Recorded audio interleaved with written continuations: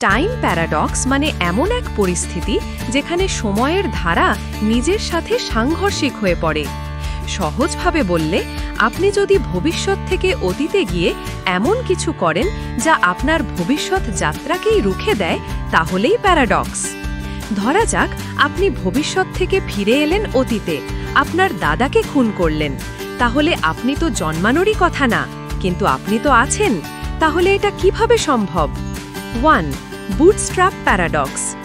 আপনি ভবিষ্যৎ থেকে একটি গান নিয়ে অতীতে দিলেন বিখ্যাত সঙ্গীত শিল্পীকে। সেই গান দিয়ে সে বিখ্যাত হয়ে গেল, কিন্তু গানটা তাহলে কে লিখল? এই ধরনের প্যারাডক্সকে বলে বুটস্ট্র্যাপ প্যারাডক্স। কিছু যেন নিজেরই কারণ হয়। 2. Predestination paradox. ভবিষ্যৎ বদলাতে গিয়ে আপনি এমন কিছু করলেন যা ভবিষ্যৎকে সেই একই পথে নিয়ে গেল।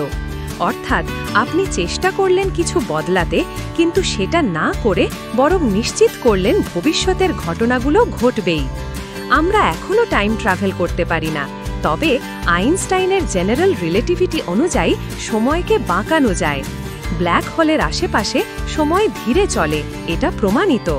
তবে অতীতে ফিরে যাওয়া বা সময়কে নিজের মতো করে গঠন করা এখনও কল্পনা বিজ্ঞান। কিন্তু কে জানে, একদিন হয়তো পারবই। সময় আমাদের নিয়ন্ত্রণ করে নাকি আমরাই সময়কে? টাইম প্যারাডক্স আমাদের মনে করিয়ে দেয় সময় একটা রহস্য, আর এই রহস্যের জালেই আমরা আটকে আছি। আপনার কি মনে হয় টাইম ট্রাভেল একদিন সম্ভব হবে? কমেন্টে জানান।